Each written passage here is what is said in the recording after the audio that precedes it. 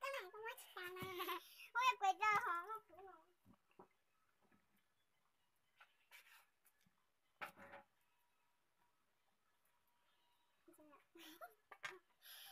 Cái đám đó quay xà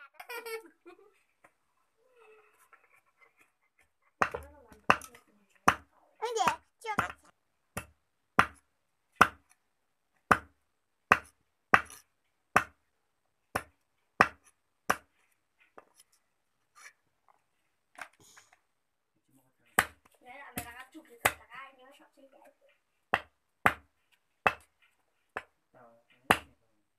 Xem thôi là cho em sắp hết sẽ đi.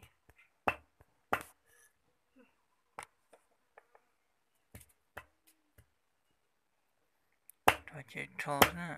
Xem không thôi là xem. Không thôi là cho hết sắp là hết sẽ. Nó sợi ra nên mù sao à? Dùng muốn xem. Xem nó thôi. Làm gì hả? Xem.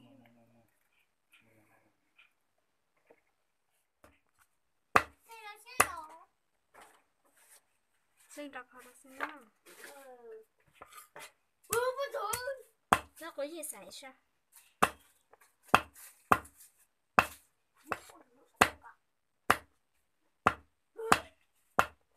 Gió heo à? Nhưng mà chị cắt tả chứ. Sai thế nào.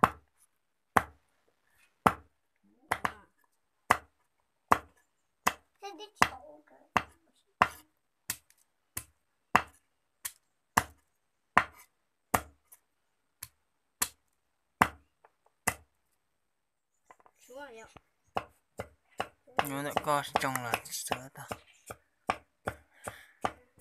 Nó muốn cho nó khi nó cho sờ mà thiết cá nữa. Chứ chẳng cái nào tặng nó nữa.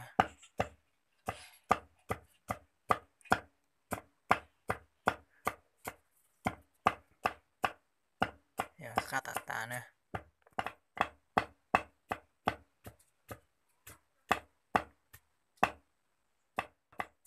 Đậu mà mỏ này mà nó thì dị cá nữa.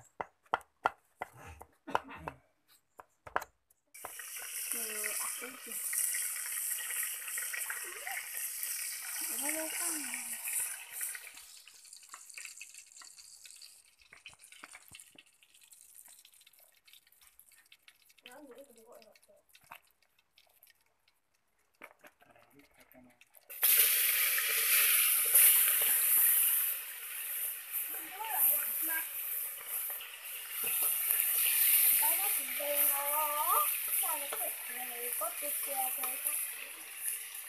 Nó đẹp.